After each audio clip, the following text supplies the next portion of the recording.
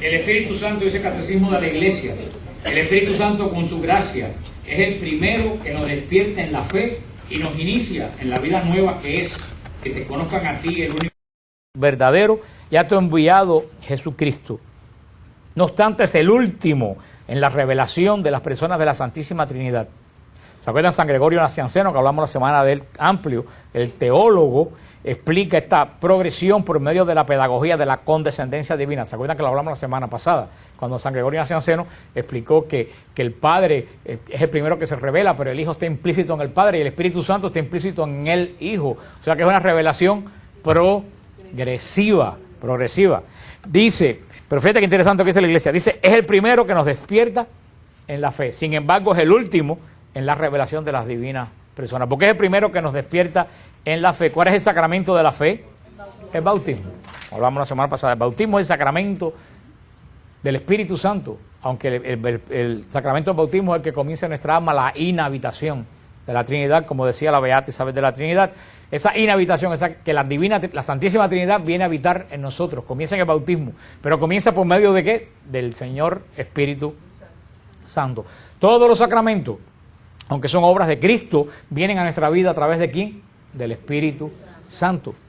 Por eso, no es así, pero si pudiéramos tener una idea humana para entender las obras de las tres divinas personas, lo dijimos la semana pasada, es que el Padre obra ¿en qué? En la creación. ¿El Hijo en qué obra? En la redención. ¿Y el Espíritu Santo? En la santificación. O sea, ya, pues, no es así, pero para que tengan una idea, ya pasó la obra del Padre, ya se concluyó o se está concluyendo en el cielo la obra del Hijo. ¿En plena obra de quién estamos? En la obra del Espíritu Santo. Podemos decir que estamos en la era del Espíritu Santo, por eso es el Señor de la Iglesia. El Espíritu Santo es el Señor de la Iglesia, porque esta es la era del Espíritu Santo. Es todo lo que la Iglesia actúa, aunque actúa por la obra de Cristo, viene a nosotros por la acción del Espíritu Santo, que decía San Gregorio Nacianceno, que aunque es el primero que nos introduce a la vida divina, es el último de la revelación, porque es el último revelado, por orden Padre, Hijo y Espíritu Santo. Sigue diciendo la Iglesia en el punto 685, creer en el Espíritu Santo es por tanto profesar que el Espíritu Santo es una de las personas de la Santísima Trinidad Santa, consustancial al Padre y al Hijo, que con el Padre y el Hijo recibe una misma adoración y gloria. Por eso se ha hablado del misterio divino del Espíritu Santo en la teología trinitaria, en tanto que aquí no se tratará del Espíritu Santo, sino en la economía divina. Son dos cosas diferentes, que eso nos dice el símbolo de Nicea-Constantinopla, que es consustancial al Padre. ¿Qué es lo que quiere decir que es consustancial? Que es de la misma sustancia. Así como todos nosotros somos de la misma sustancia. ¿De qué sustancia somos nosotros? Humana. El Espíritu Santo de la misma sustancia del Padre, de sustancia divina, la misma.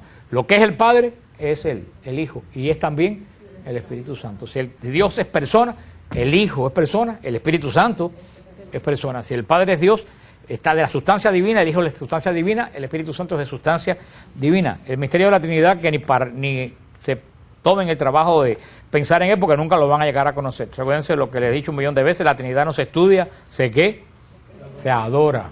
La Trinidad solamente se adora. Olvídense de estudiarla. Y dice aquí estas dos palabras. Por eso se ha hablado del misterio divino del Espíritu Santo en la teología trinitaria. Teología, el conocimiento de Dios de la Trinidad, los estudios de la Trinidad. Dice, la Iglesia no te va a hablar, el catecismo no te va a hablar de la teología trinitaria. Te va a hablar de la economía divina. ¿Qué cosa es la economía divina? ¿Qué hace el Espíritu Santo en mi vida? O sea, son dos tipos de estudios. La teología estudia quién es el Espíritu Santo. El catecismo nos va a hablar no de quién es el Espíritu Santo en el misterio de Dios, sino qué hace el Espíritu Santo en mi vida. ¿Cómo se llama ese hacer del Espíritu Santo en la vida de nosotros? La Trinidad, economía divina. Cómo obra el Espíritu Santo en cada uno de los creyentes. Los nombres que se le han dado al Espíritu Santo en toda la historia de la Trinidad desde los primeros tiempos, implican que el Espíritu Santo es una persona. San Juan 14, 16 y Juan 16, 7 dicen claramente, llaman al Espíritu Santo el Consolador. Juan 14:16 y Juan 16:7, ¿cómo llaman al Espíritu Santo? Consolador. Es uno de los títulos que más se usa del Espíritu Santo. ¿Por qué? Porque el Espíritu Santo, ¿por qué el Espíritu Santo nos consuela? ¿De qué nos consuela el Espíritu Santo? Él nos restituye la gracia. Consuelo es cuando alguien pierde a alguien. Por ahí lo dijeron. O Rosana lo dijo. El Espíritu Santo nos consuela de la pérdida física de Cristo en la tierra. Por eso Jesús sube al cielo, ¿y quién desciende? El Espíritu Santo nos viene a consolar de esa ausencia, aunque Jesús está en la Eucaristía sacramentalmente, pero estamos hablando de la presencia de Jesús caminando como cada uno de nosotros. Esa presencia que cuando los apóstoles vieron a Jesús subir al cielo, les pareció que la tierra se había quedado vacía. 3 años caminando con el maestro se va, ¿y cómo se quedaron ellos? Sin saber a dónde ir. Por eso el Espíritu Santo se llama el Consolador, es ese que nos consuela, porque viene a llenar nuestra vida. Y no solo nos viene a llenar nuestra vida, que nos presenta a Cristo de una forma diferente. ¿Cómo nos presenta el Espíritu Santo ahora a Cristo? ¿De qué forma? Sacramental. Es verdadera la presencia física, de eso no hay duda, pero ya no es Jesús con los ojos, la cabeza que veíamos con los ojos físicos. Ahora tenemos que verlo a través de los os de ¿qué? Del Espíritu, los ojos de la fe. Por eso la presencia física de Jesús es presencia física. ¿Pero de qué forma? Sacramental en la iglesia. Sacramentum quiere decir misterio. De una forma misteriosa. Y hasta quién es el Señor de la Eucaristía, quién es el que hace que el pan y el vino se transformen en el cuerpo y la sangre de Cristo. El Espíritu Santo. Por eso la gente, los protestantes que me dicen, ¿y por qué ustedes creen que es imposible pensar que un pedazo de pan y un pedazo de vino se convierten en el cuerpo y la sangre de Cristo? Yo le decía, si el Espíritu Santo en el vientre vacío de María, sin participación de hombre, pudo poner la segunda persona de la Trinidad, puede convertir el pan y el vino en cuerpo y sangre de Cristo, porque es el mismo Espíritu Santo. Por eso es lo que siempre les he dicho a ustedes cuando les explico la Eucaristía. Cada Eucaristía es una encarnación. Porque así como Jesús se encarnó en el vientre de María, Jesús vuelve a encarnarse en el altar, bajo la apariencia de pan y de vino. Por eso la Eucaristía es toda la vida de Cristo, porque cada Eucaristía es una epifanía. Epifanía quiere decir una manifestación para que sea adorado. Cada Eucaristía es en Calvario, la muerte de Cristo, lo hemos estudiado. Cada Eucaristía es la resurrección de Cristo. O sea, toda la Eucaristía es la acción de la vida de Cristo de forma sacramental. El Espíritu Santo muestra que es una persona. Esto es muy importante. ¿Por qué? Porque los testigos de Jehová y hasta algunas iglesias cristianas nuevas niegan que el Espíritu Santo es una persona. Las iglesias nuevas pentecostales ya no son trinitarias, son unitarias. Hay muchísimas iglesias protestantes pentecostales que niegan la Trinidad. Y aquí en Miami, no sé si Mildred sigue en el closet. Para los que están viendo esto no quiere decir que está metido en un cuarto allá atrás, no vayan a pensar nada mal. Pero Mildred una vez me llamó aterrada, porque había un pastor aquí en Miami, hace 2 o 3 años, un pastor aquí en Miami, en el radio en Miami, maldiciendo la Trinidad. Y Mildred se debe acordar, que hablaba en lo que ahora es radio, ¿cómo se llama? No, antes era Radio Fe, ahora se llama... No, esta radio, está la Radio Bambí, la cubanísima, ¿cómo se llama la otra? La Poderosa. Ahí tenía un programa por la mañana que estaba maldiciendo la Trinidad, un pastor pentecostal. Porque ahora ellos son unitarios, creen, eso es una herejía de los siglos I, creen que una sola persona de Dios se manifiesta en diferentes formas. Eso es totalmente una herejía. El Espíritu Santo es una persona, y la primera que vamos a ver es cómo el Espíritu Santo se asocia con personas también. Por ejemplo, en San Mateo 28, sobre todo los testigos de Jehová andan de puerta en puerta negando que el Espíritu Santo es una fuerza. Ellos dicen que el Espíritu Santo es como la electricidad, dicen ellos. En San Mateo 28, versículo 19, dice Jesús: vayan pues y hagan discípulos a toda la gente, bautizándolos en el nombre del Padre, del Hijo y del Espíritu Santo. Ahí vemos el Espíritu Santo asociado ¿a quién? Al Padre y al Hijo. Ahora pregunto, ¿el Padre es una persona? ¿El Hijo es una persona? Pues el Espíritu Santo es una persona porque está asociado con otras dos. Y fíjate lo curioso que dice San Mateo 28, 19. Vayan pues y hagan discípulos en toda la gente, bautizándolos en el nombre. No dice en los nombres. No dice en los nombres. Dice en el nombre. Él es singular. En el nombre. ¿Y qué nombre dice? Un nombre que es tres personas. Allá hay una referencia tremenda al misterio de la santidad. Entonces, por asociación, el nombre del Espíritu Santo se asocia también con dos personas. En Hechos 15, busquen Hechos 15. Y hace tiempo que no utilizamos físicamente la Biblia, aunque yo sí la uso, pero ustedes que no buscamos. En Hechos 15, 28, en Hechos 15, 28, dice que hemos decidido el Espíritu Santo y nosotros no imponerle más carga que éstas sean indispensables. ¿Quiénes están hablando aquí? Los apóstoles en el concilio de Jerusalén. ¿Qué dicen los apóstoles?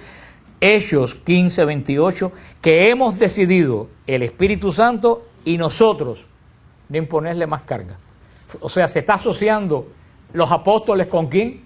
Con el Espíritu Santo. ¿Son personas los apóstoles? Por asociación también el Espíritu Santo es.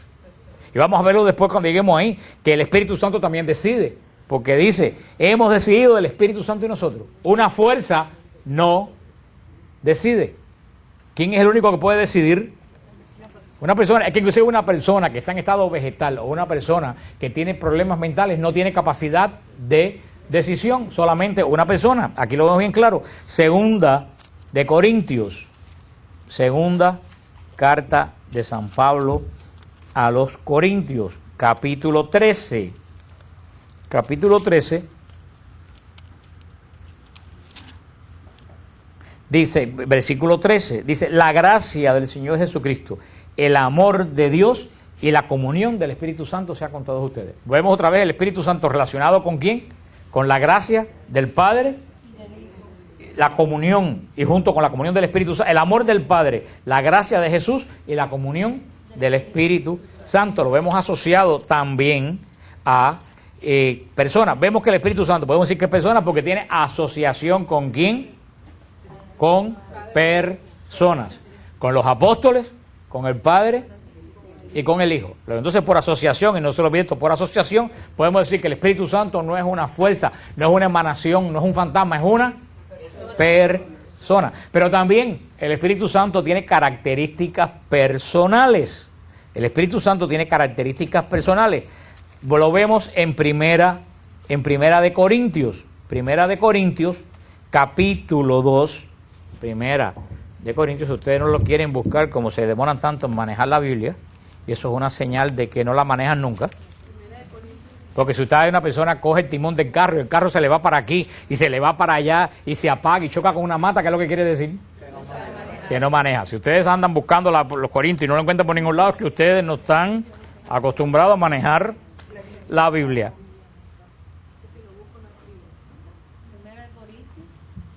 Esperando que se callen para decirlo. Acuérdate de las reglas que si ustedes hablan, yo no hablo. Eso me lo enseñó mi abuelita cuando era chiquito. Que cuando las personas mayores hablan, los demás se callan. Ustedes son niños aquí, yo soy la persona mayor, así que yo hablo y ustedes se callan. Primera de Corintios 2, versículo 10. Dice lo que dice Pablo. Porque a nosotros nos lo reveló Dios por medio del Espíritu. Y el Espíritu todo lo sondea hasta las profundidades de Dios. Vemos primero aquí una característica de persona del Espíritu Santo. ¿Qué característica es? Inteligencia. ¿Una fuerza puede ser inteligente? No. Eso que dicen que la naturaleza es inteligente, la naturaleza no es inteligente. ¿Un ciclón es inteligente? No, un ciclón se mueve de acuerdo a las altas y las bajas presiones, pero él no decide para dónde coger. Sin embargo, aquí dice bien claro San Pablo que el Espíritu Santo revela. O sea, revela, para revelar algo hay que tener inteligencia de lo que tú vas a revelar. Porque si yo le digo, le voy a revelar algo, me paro aquí, le digo una salta disparate, ¿qué cosa le revelé a ustedes? Nada. O si vengo y le digo, les voy a revelar algo, Cristo salva. ¿Qué les revelé yo a ustedes? Nada, hay que tener inteligencia para una revelación. No solo hay que ser inteligentes, sino fíjate lo que dice. Y esto es versículo de 1 Corintios 2:10, importantísimo. Dice, el Espíritu todo lo sondea. Dice que todo lo sondea. Fíjate hasta lo que sondea. Hasta las profundidades de Dios. Eso es tremendo. El único que penetra. Hay otras versiones bíblicas que me gustaban porque dice, penetra hasta las entrañas de Dios. Que decía hasta lo profundo de Dios. El Espíritu Santo es el único que puede conocer las entrañas de Dios. Y como el Espíritu Santo conoce lo más profundo de Dios, por eso que de ese conocimiento que él tiene de lo profundo de Dios, nos los da a ¿quién? A cada uno de nosotros. Por eso tú te aburres de leer y veces algo y tú no entiendes nada. De buena primera invocas al Espíritu Santo, de buena primera todo se te corre, cosas que tú no entendías nunca, un día tú lo ves tan fácil, porque el Espíritu Santo se está comunicando aquello que él encontró ¿dónde? Las entrañas de Dios. Y ahora que me pregunto, ¿quién puede sondear la profundidad de Dios? Dios mismo. Ninguna fuerza externa. Se dice que ni siquiera Cristo es el único que ha entrado a la presencia de Dios. Aquí no es entrar a la presencia, aquí es entrar ¿a dónde? A las entrañas de Dios. Solamente Dios, y un Dios que es una persona. O sea, vemos en Corintios 2, 10, 11, que el Espíritu Santo tiene inteligencia. Piensa, determina y tiene propósitos.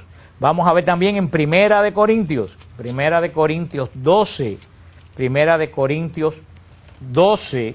capítulo 8. Primera de Corintios 12, capítulo 8, dice, porque a uno se le da por el Espíritu Santo palabra de sabiduría, a otro palabra de ciencia según el mismo Espíritu, a otro fe en el mismo Espíritu. O sea, vemos aquí que el Espíritu Santo, ¿qué cosa? Da. El Espíritu Santo da. Si el Espíritu Santo da, ¿qué es lo que quiere decir? Que tiene voluntad. Solamente una persona que tiene voluntad puede dar. Ustedes conocen a alguien que está catatónico. Una persona catatónica, una persona que está en estado vegetativo, ¿puede dar algo? No. O sea, una persona que da es una persona que tiene voluntad, que sabe que lo que posee y sabe que eso que posee lo puede dar. Él da a los cristianos todos los dones que dio desde el principio y los sigue dando. Y lo que dice el versículo 11 es muy importante.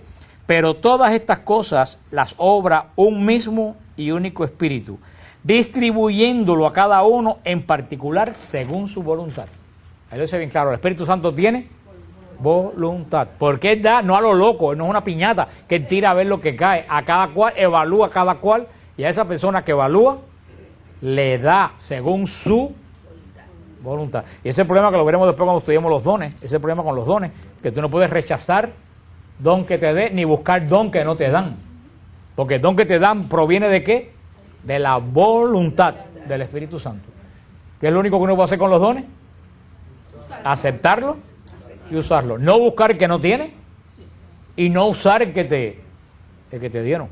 Es un gran pecado no usar el don que te da el Espíritu Santo. Y es un gran pecado ambicionar un don que a ti no te dieron. Recuérdate que todos esos dones vienen a ti por la voluntad. Entonces vemos que el Espíritu Santo tiene inteligencia y el Espíritu Santo tiene voluntad. Vamos a ver Romanos 15. Romanos 15. Romanos, la primera carta que está después de los Hechos de los Apóstoles. En Romanos 15:30, dice San Pablo en Romanos 15:30, les suplico, hermano, por nuestro Señor Jesucristo y por el amor del Espíritu Santo, que luchen juntamente conmigo en sus oraciones, rogando a Dios por mí. O sea, San Pablo dice, les suplico, hermanos, por nuestro Señor Jesucristo y por el, ¿qué cosa? Amor del Espíritu Santo. ¿Qué cosa es el amor? Una emoción. El Espíritu Santo ama. Luego, entonces el Espíritu Santo tiene ¿qué cosa?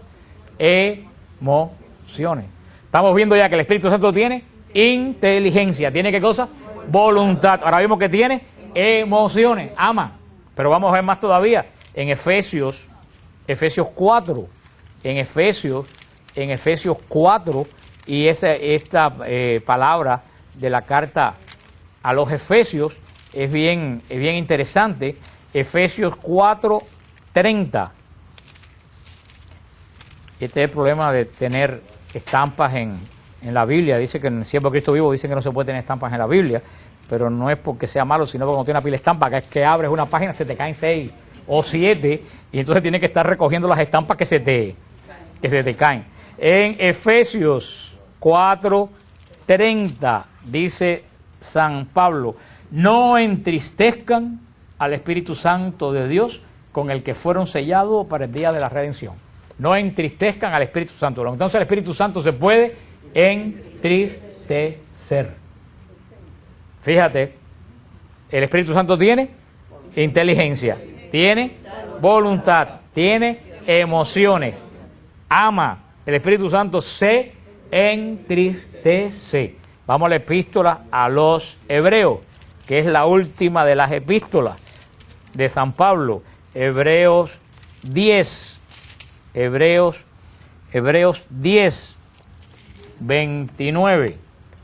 Y esto sí es tremendo, anoten ahí Hebreos 10, 29. Dice: cuanto más severo castigo piensan cuán más severo castigo piensan que merecerá el que pisotee al Hijo de Dios y profane la sangre de la alianza que le santificó y ultraje al Espíritu Santo de la gracia.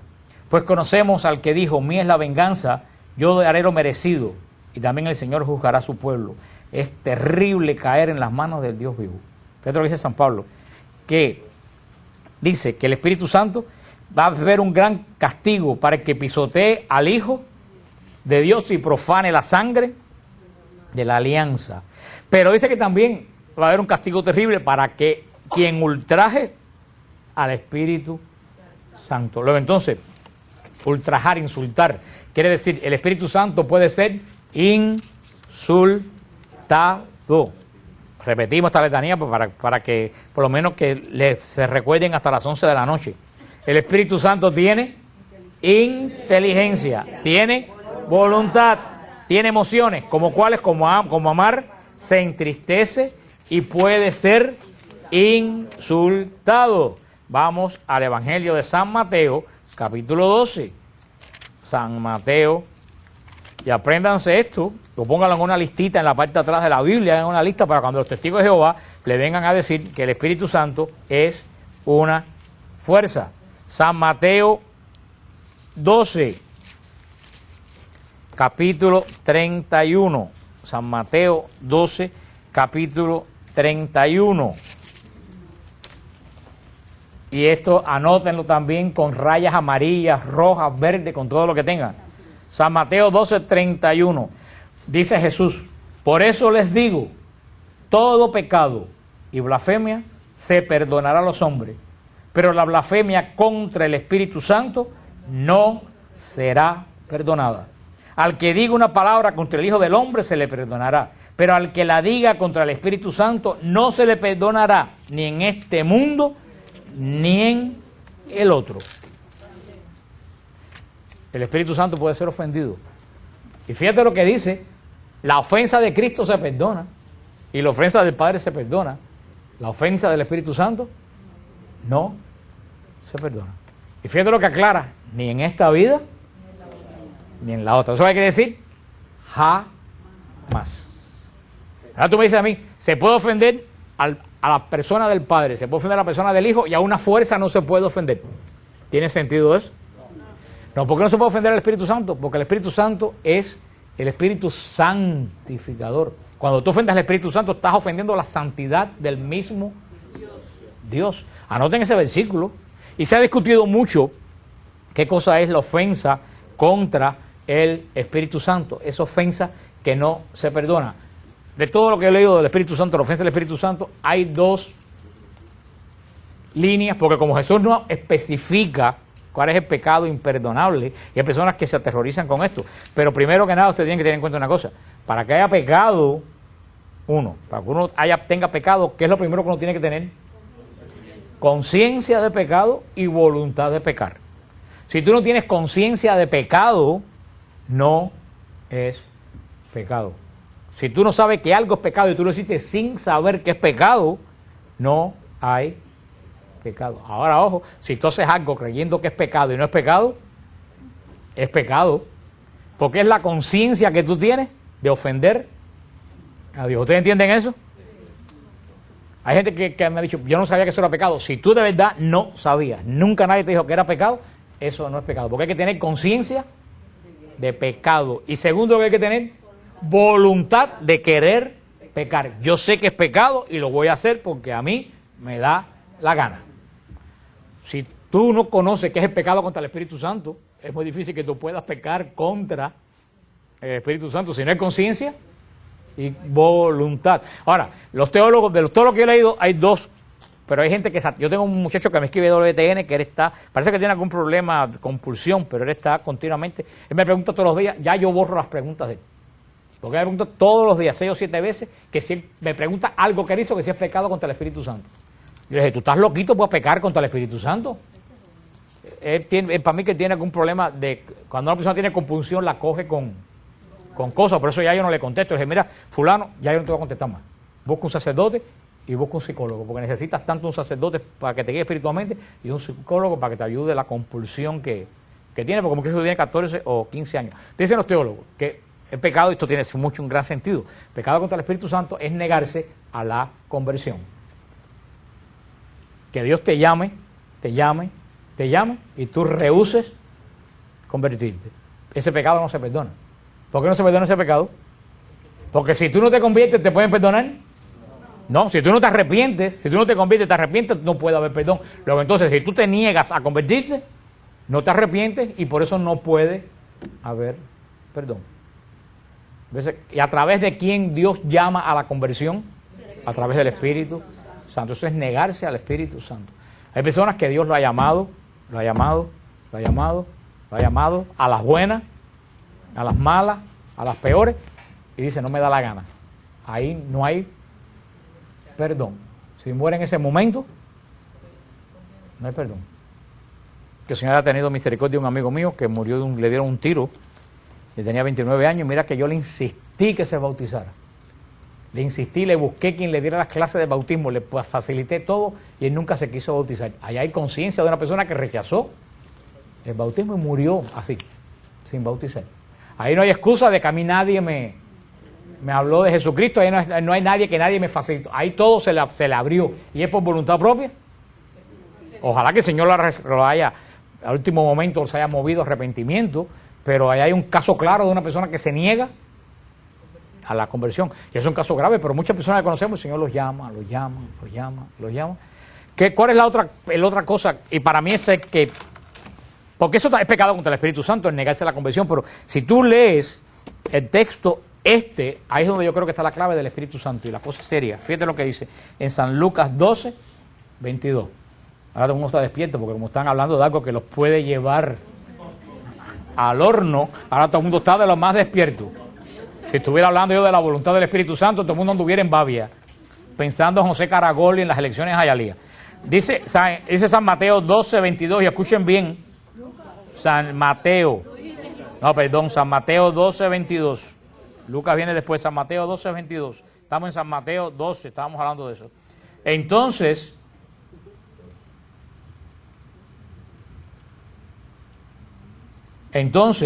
le fue presentado un endemoniado ciego y mudo, y lo curó de suerte que el mudo hablaba y veía. Y toda la gente asombrada decía, ¿no será este el hijo de David? Mas los fariseos al oírlo dijeron, este no expulsa a los demonios más que por Belcebú, el príncipe de los demonios. Jesús, conociendo sus pensamientos, le dijo, todo reino dividido contra sí mismo queda destruido, y toda ciudad o casa dividida contra sí mismo no podrá subsistir. Si Satanás expulsa a Satanás contra sí mismo, está dividido. ¿Cómo pues va a subsistir su reino? Y si yo expulso los demonios por Belcebú, ¿por quién los expulsan sus hijos? ¿Por quién los expulsa sus hijos? Por eso ellos serán sus jueces. Pero si por el Espíritu de Dios expulso yo los demonios, es que ha llegado usted del reino de Dios. ¿O cómo puede uno entrar en casa del fuerte y saquear sus pertenencias si no ata primero al fuerte? entonces podrá saquear su casa. El que no está conmigo, está contra mí. Y el que no recoge, conmigo desparrama. Por eso les digo, todo pecado y blasfemia se perdonará a los hombres, menos la blasfemia contra el Espíritu Santo. En el contexto que lo dice Jesús, y yo lo veo clarísimo, tanto en San Lucas como en San Mateo, yo lo veo clarísimo, el pecado del Espíritu Santo es, oigan bien, para mí el pecado contra el Espíritu Santo. También lo que dicen los teólogos, de negarse a la conversión, porque eso no te da arrepentimiento y no te da perdón, y si no hay perdón, ¿qué cosa hay?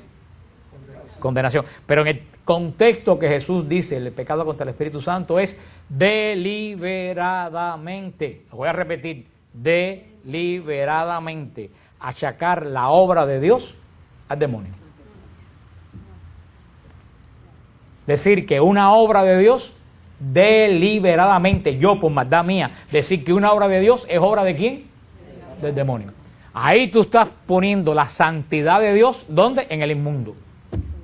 Pecado que no se perdona. Ojo a los protestantes. Porque si tú dices que una aparición de la Virgen, deliberadamente tú dices que es el demonio, estás achacando la obra de Dios al demonio, pecado que no se perdona. Cuidado a los protestantes. Si tú dices que en la iglesia católica, donde el Espíritu Santo se mueve, es la iglesia de Satanás y la ramera de Babilonia, pecado contra el Espíritu Santo que no se perdona. Ustedes me oirán a mí decir que el pastor fulano está loco, el otro pastor es un descarado, pero nunca me verán decir a mí que el pastor fulano de tal, nunca lo he dicho, trabaja por obra del demonio. Jamás lo digo, porque si ese hombre está haciendo la obra de Dios, yo puedo pecar contra el Espíritu Santo. Es una cosa muy santa que hay que tener muchísimo cuidado. Por eso le digo a muchas personas, antes de tú hacer un juicio, a los mismos católicos que no les gusta la renovación carismática, yo digo, antes de hacer un juicio de lo que tú ves en la renovación carismática, cierra la boca. Porque puede ser que termines pecando contra el Espíritu Santo. Y eso ya lo estamos haciendo deliberadamente. Achacar la obra de Dios, o sea, la obra que hace Dios, decir que es obra de ¿quién? Del demonio. Para mí ese es el pecado contra el Espíritu Santo. ¿Ustedes entendieron eso? ¿Cuál es el pecado contra el Espíritu Santo? Y Jesús bien claro, no se perdona ni en esta vida. Ojo, si Jesús dice que no se perdona en la otra, es específico decir que no se perdona en la otra, ¿qué es lo que quiere decir? Sí, pero por inducción quiere decir que si hay un pecado que no se perdona, quiere decir que hay pecados que sí se perdonan en la otra. Fíjate, si Jesús dice que no se perdona en esta vida, está bien, porque en esta vida se perdona y no se perdona. Pero si dice que no se perdona tampoco en la otra, si Jesús hace esa aclaración, es que hay pecados que sí se perdonan en la otra. ¿Dónde? En el purgatorio, los pecados veniales y las consecuencias del pecado. Ahí está clarísimo. Porque si Jesús, si no hubiera dicho, eso no se perdona en esta vida, y punto, porque sabemos que en la otra no hay nada chance. Pero Jesús hace la salvación. ¿Ustedes entienden eso? Pecado contra el Espíritu Santo. Vemos, ya para terminar, para después de la semana que viene vamos a ver las características de Dios del Espíritu Santo. El Espíritu Santo habla. Habla, ¿dónde el Espíritu Santo habla? En Apocalipsis 2. En Apocalipsis 2, yo se lo voy a leer porque ya estamos terminando, no hay tiempo que ustedes lo busquen, ustedes lo anotan. Apocalipsis 2:7. El que tenga oído oiga lo que el Espíritu dice a las iglesias. El Espíritu Santo habla. El Espíritu Santo intercede. ¿Dónde encontramos eso? En Romanos 8:26. Y de igual manera, también el Espíritu viene en ayuda de nuestra flaqueza, pues nosotros no sabemos pedir como conviene, mas el Espíritu mismo intercede por nosotros con gemidos inefables. El Espíritu Santo intercede. Juan 14:26. San Juan 14:26, y no lo voy a leer, solamente se lo voy a decir, dice que el Espíritu Santo enseña. Lo digo la semana, cuando venga el Consolador, Él los enseñará a la plenitud de la doctrina. ¿Se acuerdan cuando lo hablamos la semana pasada? El Espíritu Santo guía. ¿Dónde encontramos que el Espíritu Santo guía? En Hechos 16, Hechos de los Apóstoles 16, donde dice, del 6 en adelante, atravesaron Frigia y la región de Galacia, pues el Espíritu Santo les había impedido predicar la palabra en Asia. Estando ya cerca de Misia, intentaron dirigirse a Bitinia, pero no se lo consintió el Espíritu Santo. Tú ves, el Espíritu Santo le dice, no vayas por aquí, no vayas por allí. El Espíritu Santo guía y el Espíritu Santo llama. ¿Dónde vemos que el Espíritu Santo llama? En Hechos 13:2. Mientras estaba celebrando el culto del Señor y ayunando, dijo el Espíritu Santo, sepárenme ya a Bernabé y a Saulo para la obra a los que los tengo llamados. Resumiendo esta parte del Espíritu Santo como persona, vemos que el Espíritu Santo tiene características personales. ¿Por qué? Porque el Espíritu Santo tiene inteligencia, el Espíritu Santo tiene voluntad, el Espíritu Santo tiene emociones, el Espíritu Santo habla, el Espíritu Santo intercede, el Espíritu Santo enseña, el Espíritu Santo guía, el Espíritu Santo llama. Entonces les digo, tener inteligencia, tener voluntad, hablar, interceder, enseñar, guiar y llamar son características de una persona, no es característica de una fuerza. ¿Tienen eso claro? Estúdienlo en su casa, porque cuando vengan a tocar la puerta y le dicen, no, porque el Espíritu Santo es como la electricidad, entonces ustedes van y ponen el oído en el cable, ¿para qué? A ver si habla, y tú dices, chico, pero el Espíritu Santo, no, la electricidad no habla, que es lo que dice una vez con el Espíritu Santo, me vino un testigo de Jehová, yo me tiré en el piso, buscé un tomacorriente y le pegué la oreja al tomacorriente, me dijo, ¿qué estás haciendo? A ver si me habla la electricidad. Por eso, estudien esto. La semana que viene vamos a entrar en la característica del Espíritu Santo, de que el Espíritu Santo es Dios. Porque a lo mejor ellos le vienen a decir, bueno, sí, es una persona, pero no es Dios. Vamos a ver, como vimos hoy, con las características personales. La semana que viene vamos a hacerlo con las características divinas. Ahora vimos que el Espíritu Santo es persona porque se asocia con personas. ¿Con quién se asocia? Con los apóstoles y con el Padre y con el Hijo. Sobre todo la frase más importante, vayan por el mundo bautizando en el nombre del Padre, del Hijo. ¿Cómo va a bautizar en el nombre? Según los testigos de Jehová, que dicen que el Padre es Jehová, Dios, Jesucristo es el ángel, es un ángel, y el Espíritu Santo es una fuerza. Entonces va a bautizar en el nombre de Dios, de un ángel y de una fuerza, todo con el prefijo, el que hace de los tres, uno. Es que eso no tiene, es que eso es totalmente descabellado. Pero ¿cuántos católicos se confunden? Que diariamente me escriben a Madre Angélica porque le tocaron la puerta y vienen con, ay, Jesucristo es un ángel. Pero por eso, pero no solo hay que echarlo, tenemos que nosotros, porque esa gente nos están interpelando a nosotros diciendo que somos ignorantes de nuestra fe. Porque así como sabemos de computadora, así como sabemos de grabaciones, así como sabemos de tecnología, así como sabemos de negocio, debemos saber del principal negocio, porque lo que sabemos de computadora, lo que sabemos de negocio, en la caja se termina, pero este negocio continúa y crece. Por eso esto es un llamado, por eso es la famosa frase, católico ignorante es un futuro protestante. Yo no conozco a ningún católico que conozca su fe que se haya ido de la iglesia. Los ignorantes son los que se van de la iglesia, los que no están seguros de su fe. La semana que viene vamos a hablar de las características de Dios, seguiremos hablando de los dones, de los frutos, que pues, se habla mucho de los carismas, pero casi nadie habla de los frutos. Y muchas veces los frutos son más importantes que los carismas, porque con los carismas te vas para el infierno, y con los frutos no. Tú con todos los carismas del mundo te vas al infierno. Y lo dice Jesús bien claro, Señor, en tu nombre sanamos enfermos, liberamos demonios, no los conozco, hacedores de maldad. No le dice que no lo hicieron, sí lo hicieron, pero no los reconoce. Sin embargo, yo creo que se hace mucho énfasis en los carismas y no se hace énfasis en los frutos. Vamos a hablar de los frutos del Espíritu Santo, que es lo que nos santifica. O sea que y al final, cuando terminemos este estudio del Espíritu Santo, antes de entrar en el último estudio de la iglesia, que va a estar muy interesante, porque vamos a ver qué son los cardenales, qué son los obispos, las órdenes de la iglesia, todo eso, antes de entrar en el estudio de la iglesia, cuando terminemos el estudio del Espíritu Santo, vamos a tener una noche de fusión del Espíritu Santo. Así que, con eso terminamos la clase de hoy, brevemente. Había una hermana que me pidió el otro día que hablara del viaje que tuvimos, o sea que por 15 días lo voy a resumir en 5 minutos. Así que van a pasar más rápido de lo que pasamos nosotros por los lugares. Porque como yo llegué del viaje, fue la misa del padre Saúl y la semana pasada fue el jolgorio de los $600, que después se los voy a recordar. No hubo tiempo. Tuvimos verdaderamente, aquí está Marta María y está Roxana, que fueron alguien más, pues yo sé, andan perdido alguien más aquí fue, yo creo que nadie más. Ay, José, que José está por allá atrás, que no lo veo. Ah, míralo allá. Y José, que inclusive durmió conmigo una noche y dice que ronco, pero, lo cual es cierto. Pero, tuvimos un viaje, si algo se me olvida, ustedes me lo recuerdan, tuvimos un viaje muy bendecido. Fue un viaje bien bonito donde el Señor hizo grandes cosas en la gente que participaron.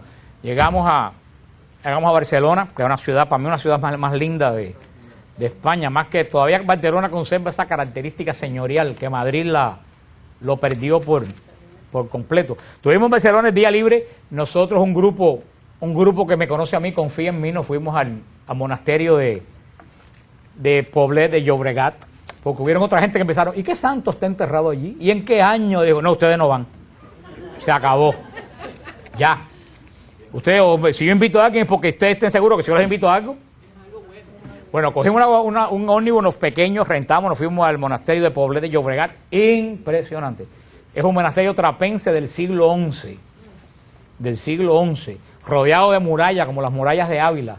Entonces, hay 39 padres trapenses en ese monasterio. Fue el día del que ustedes estaban haciendo el rosario aquí. Y el monasterio es muy interesante porque a ciertas horas del día, cuando los monjes están haciendo labores del campo, a las personas le dan un tour por dentro del monasterio, que está vacío, y los llevan al refectorio, al comedor, a la biblioteca, y puedes ver verdaderamente los claustros del siglo XI de esa abadía.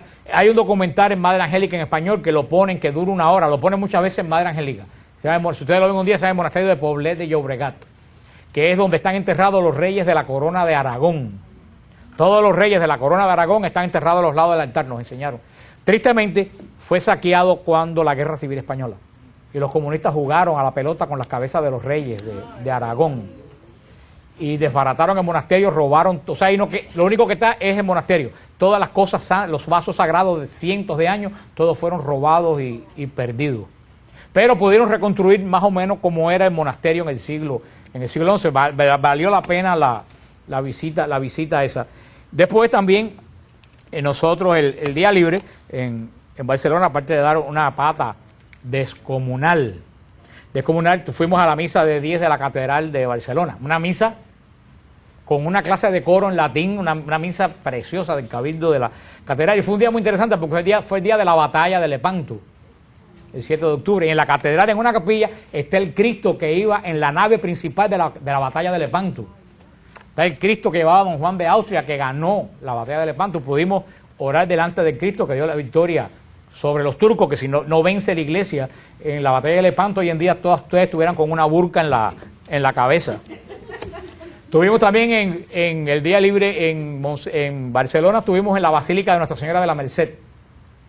La Virgen de la Merced se apareció allí, en Barcelona. Allí es donde tiene origen el culto de la Virgen de la Merced. Y pudimos subir al camarino de la Virgen y besar ¿cómo se llama? El escapulario. Pero lo curioso es que la Virgen de la Merced no tiene nada que ver, esta es la Virgen de la Merced. Pero lo curioso es que la Virgen de la Merced no tiene nada que ver con la Virgen de la Merced que conocemos nosotros, la original de ahí, porque la que conocemos está vestida de blanco. No, la estatua de la Virgen está sentada y tiene al niño sentado sobre los pies. Y no tiene velo, tiene pelo y la corona. Es una imagen muy antigua. Después, es de madera, una imagen grande de madera. Después de eso, pues ya como grupo fuimos a Montserrat, una experiencia, ¿verdad? Tuvimos misa allí en Montserrat, en la cripta de la iglesia, una experiencia muy bonita, porque verdad que Montserrat es algo espectacular. De ahí cruzamos y fuimos a Lourdes. Llegamos a Lourdes. Y le digo, he estado 4 veces en Lourdes, pero esta es la vez que más a mí Lourdes más me ha tocado. Una experiencia espectacular. Era un martes, había miles de personas en Lourdes siendo la procesión yo le voy a traer la foto, la procesión de las antorchas se perdía en la vista de las antorchas un martes, sobre todo muchos hombres con rosarios, rezando el rosario, muchísimos jóvenes y muchísimos hombres rezando el rosario, una cantidad tremenda. Yo nunca me había bañado en Lourdes porque le tengo pánico al agua fría. Yo le tengo terror. Y esa agua baja de los Pirineos. Y para cómo había 40 grados. Pero algo a mí, la Virgen me llamó y yo me bañé temblando antes de caer en el agua. Y dije, si tú me estás llamando, iba a pasar el día entero en la gruta. Y dije, si tú me estás llamando, yo voy. Y da la coincidencia que cuando voy a entrar a la piscina, en el cubículo mío estaban 3 frailes de WTN. Que no estaban en la fila, que los entraron por otro lado. Uno de los padres que da la misa. Pero verdaderamente yo soy un poco escéptico para esas cosas, para las cosas milagrosas y eso, ¿verdad? Que no dude que no existen, sino que yo no puedo dar por milagro una cosa que es algo natural, porque eso sería engañarme yo y engañarlo a ustedes. Por eso la gente me decía, no, tú te secas. Y yo decía, sí, está bien. Yo sí le digo eso, yo entré en el agua y cuando salí del agua, uno camina como de aquí a donde están las flores. Cuando llegué a las flores para ponerme la ropa, yo estaba totalmente seco. Helada. A mí se me fue hasta la respiración. Cuando a mí me sacaron, yo no podía, de verdad que no podía respirar de lo fría. Pero lo curioso es que yo voy a la playa y si voy a la playa me tengo que meter 5 o 10 minutos al sol para secarme. Nosotros nos metieron, nos sacaron y yo salí de aquí, llegué aquí y cuando cogí la ropa yo estaba totalmente seco, tan seco que yo me hacía así porque yo no lo creía, porque no tenía ni una gota de agua. Bueno, me puse la ropa, acababa de salir de la piscina, me puse la ropa y me fui. Por eso que ahí no hay toalla en ningún lugar. Verdaderamente yo no lo creía, pero sí lo experimenté. Tuvimos, verdad, muy bonita la experiencia. Nos tocó una monja muy espiritual, que verdaderamente la guía que nos dio nos dio un retiro espiritual. Tuvimos la suerte. Y la posesión del Santísimo, bueno, los que fueron pueden decirle lo que es la posesión del Santísimo, de Lourdes, que es a las 4 de la tarde, es lo más cerca del cielo que yo he visto en... ¿Y el milagrito que te pasó a ti? Bueno, eso después. No fue ningún milagro. Es una basílica subterránea que caben 10.000 personas. Y cuando la procesión sale de la orilla de allá del río, entonces lo más bonito, porque todo el camino de la procesión hay unas cosas así puestas. Y yo decía la noche antes, ¿para qué serán? Es que en todo ese camino de la procesión ponen incienso. Pero cubos de incienso son unas cosas así, pues donde quiera que vaya el Santísimo pasa por una nube de incienso. Y cuando llegan a la basílica caben 10.000 personas. Y era un martes a las 4 y estaba totalmente llena. Entonces el Santísimo, toda la basílica se enfoca en el altar que está en el medio. Y ponen el Santísimo y alrededor se ponen 12 diáconos con otras cántaras con incienso. Cuando tú ves los diáconos vestidos blancos con los incensarios, todo lo que te viene a la mente a ti es el Apocalipsis. Y sucedió una cosa que no fue un milagro, fue una coincidencia. Veníamos todos atrás del Santísimo, pero cuando el Santísimo llega a la iglesia subterránea, el Santísimo sigue por aquí y a la gente las desvían para acá, porque la gente entra, se sienta y el Santísimo entra por aquí, pero a toda esta gente las echaron para allá y a mí me dijeron que siguiera. Y cuando Marta María estaba tirando la película, vio entrar el palio del Santísimo y yo atrás de él. Y después cuando llegué al altar yo no sabía dónde meterme, porque estaba todo lleno. Y me senté con una gente de lo más elegante que estaban allí, que yo no sé ni quiénes eran. Pero bueno, señor, si tú me invitaste, Mandaron a un lugar que era reservado para gente de cuello y corbata y yo que vendía churre a una milla. No sé qué me vieron de importancia. Y Rosana se quería colar y dijeron, no, para allá, para allá, para allá. Yo estaba dentro de la iglesia, porque yo no fui con la procesión, yo estaba dentro de la iglesia, habíamos 2 personas y entonces yo no quería interrumpirla, pero yo le hacía así y le señalaba a mi cámara y yo le decía, mira aquí. Y en eso yo desfilando, yo dije, no puede ser esto un milagro. Ahí en la basílica la basílica está llena. La basílica está llena de cuadros gigantescos de santos y hay uno de los cuadros, la Beata Son María de Jesús crucificado. Y San Charbel están en los cuadros. Está puesto allí. De ahí seguimos y entramos a Loyola. Entramos en España, en Loyola tuvimos misa en la capilla donde San Ignacio se convirtió.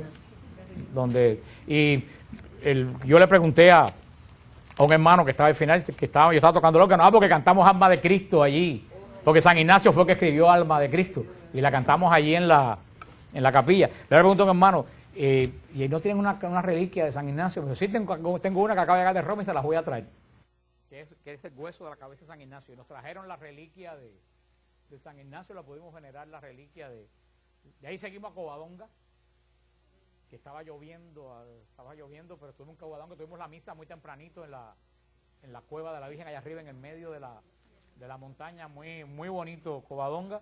De ahí llegamos a Compostela, pudimos orar en la tumba de Santiago, del apóstol Santiago, también muy el botafumeiro, el incensario ese gigantesco porque al otro día era la Virgen del Pilar, era día feriado en España, y llegamos a Portugal, fuimos a Oporto y estuvimos en Fátima.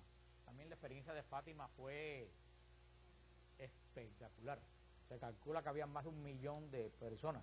Había gente durmiendo en casa de campaña en los parques, gente durmiendo con sábanas tapadas abajo de los árboles, familias enteras durmiendo con manta abajo. Había 1 millón, para mí que había más de 1 millón de personas, porque la noche antes del 13 de octubre hubo una vigilia por la noche, todo el mundo con velas. Ustedes dan en la foto, tú mirabas y era el horizonte se perdía de velas, pero se perdía el horizonte de muchos hombres, muchas familias, muchos sacerdotes con hábito, muchos sacerdotes jóvenes con hábito completo, muchas muchachas religiosas jóvenes con hábito completo.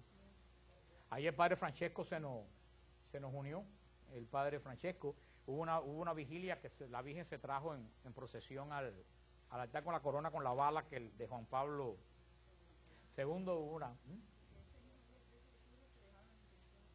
Ese día, el 13 de octubre, se dejaron las intenciones de ustedes allí en Fátima. El otro día, por la mañana, hubo una concelebración impresionante a las 10 de la mañana. Había más de 1 millón y pico el padre Francesco concelebró habían miles de sacerdotes. Esa noche nos quedamos y tuvimos también la procesión porque todas las noches hay procesión de las velas con la Virgen de Fátima, también miles de gente por la noche en la procesión de la Virgen, todo el mundo con velas, una cosa bien.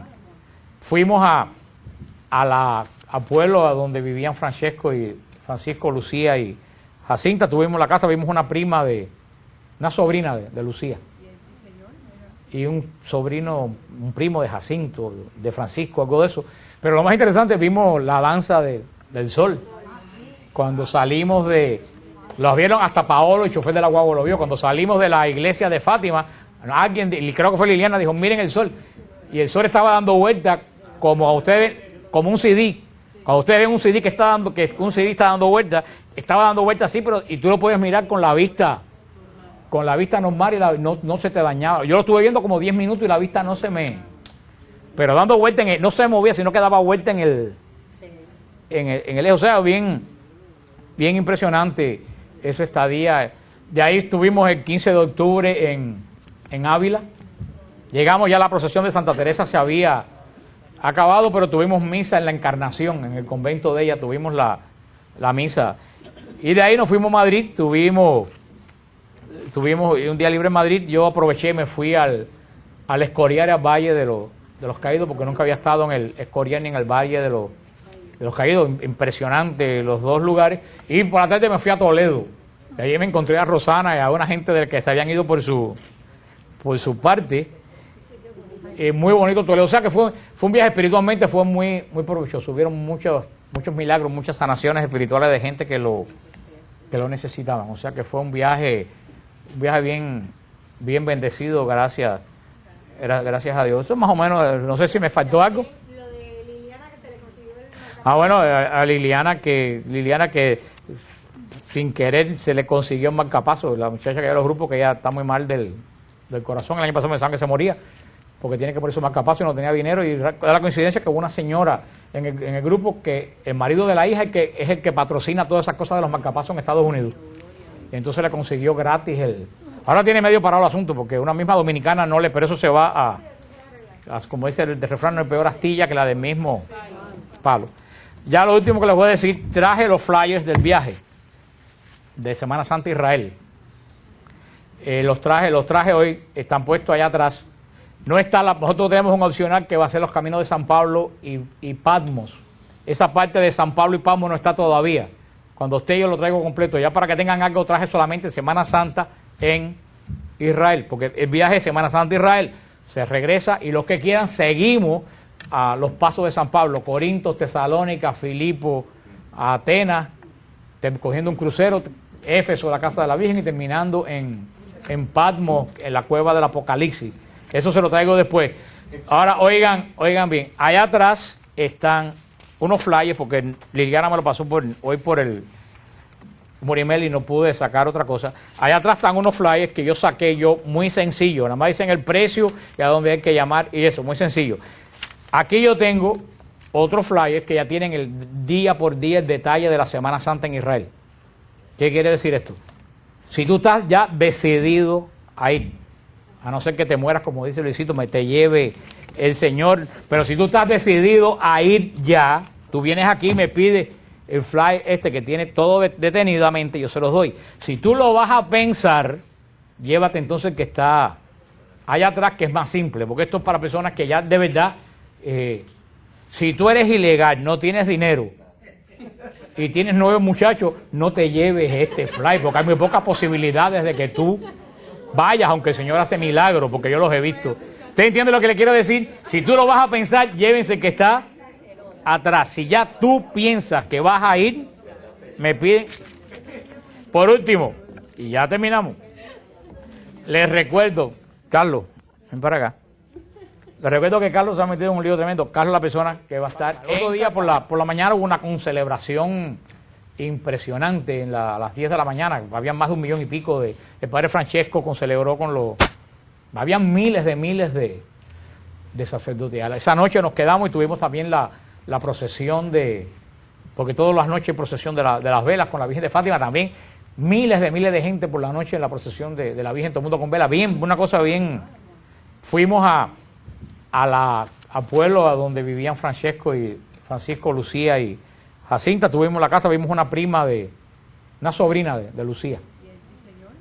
Y un primo de Jacinto, de Francisco, algo de eso. Pero lo más interesante, vimos la danza del sol. Cuando salimos los vieron hasta Paolo, el chofer de la guagua lo vio, cuando salimos de la iglesia de Fátima, alguien, creo que fue Liliana, dijo, miren el sol. Y el sol estaba dando vuelta como un CD. Cuando ustedes ven un CD que un CD está dando vuelta, estaba dando vuelta así, y tú lo puedes mirar con la vista normal y no se te dañaba. Yo lo estuve viendo como 10 minutos y la vista no se me... Pero dando vuelta, no se movía, sino que daba vuelta en el eje. O sea, bien impresionante esa estadía. De ahí estuvimos el 15 de octubre en Ávila. Llegamos ya a la procesión de Santa Teresa, se había acabado, pero tuvimos misa en la Encarnación, en el convento de ella, tuvimos la misa. Y de ahí nos fuimos a Madrid, tuvimos un día libre en Madrid. Yo aproveché, me fui al Escorial, al Valle de los Caídos, porque nunca había estado en el Escorial ni en el Valle de los Caídos. Impresionante los dos lugares. Y por la tarde me fui a Toledo. Y ahí me encontré a Rosana y a una gente del que se habían ido por su parte. Muy bonito Toledo. O sea que fue un viaje espiritualmente, fue muy provechoso. Hubieron muchos milagros, muchas sanaciones espirituales de gente que lo necesitaban. O sea que fue un viaje bien bendecido, gracias a Dios. Eso más o menos, no sé si me faltó algo. Lo de Liliana, que se le consiguió el marcapaso. Bueno, a Liliana que sin querer se le consiguió un marcapaso, la muchacha que de los grupos, que ya está muy mal del corazón. El año pasado me pensaban que se moría porque tiene que poner su marcapaso y no tenía dinero, y da la coincidencia que hubo una señora en el grupo que el marido de la hija es el que patrocina todas esas cosas de los marcapasos en Estados Unidos. Y entonces le consiguió gratis Ahora tiene medio parado el asunto, porque una misma dominicana pero eso se va como dice el refrán, no es peor astilla que la del mismo palo. Ya lo último que les voy a decir, traje los flyers del viaje de Semana Santa Israel. Los traje hoy, están puestos allá atrás. Nosotros tenemos un opcional que va a ser los caminos de San Pablo y Patmos. Esa parte de San Pablo y Patmos no está todavía. Cuando yo lo traigo completo, ya para que tengan algo, traje solamente Semana Santa en Israel, porque el viaje de Semana Santa Israel se regresa, y los que quieran seguimos a los pasos de San Pablo, Corinto, Tesalónica, Filipo, Atenas, cogiendo un crucero, Éfeso, la casa de la Virgen, y terminando en Patmos, en la cueva del Apocalipsis. Eso se lo traigo después. Ahora, oigan bien, allá atrás están unos flyers, porque Liliana me lo pasó hoy por el Murimel y no pude sacar otra cosa. Allá atrás están unos flyers que yo saqué muy sencillo, nada más dicen el precio y a dónde hay que llamar y eso, muy sencillo. Aquí yo tengo otros flyers que ya tienen el día por día el detalle de la Semana Santa en Israel. ¿Qué quiere decir esto? Si tú estás ya decidido a ir, a no ser que te mueras, como dice Luisito, me te lleve el Señor, pero si tú estás decidido a ir ya, tú vienes aquí y me pides el flyer este que tiene todo detenidamente, yo se los doy. Si tú lo vas a pensar, llévate entonces el que está allá atrás, que es más simple, porque esto es para personas que ya de verdad, si tú eres ilegal, no tienes dinero y tienes 9 muchachos, no te lleves este flyer, porque hay muy pocas posibilidades de que tú vayas, aunque el Señor hace milagros, porque yo los he visto. ¿Usted entiende lo que le quiero decir? Si tú lo vas a pensar, llévense el que está atrás. Si ya tú piensas que vas a ir, me piden. Por último, y ya terminamos, les recuerdo, Carlos, ven para acá.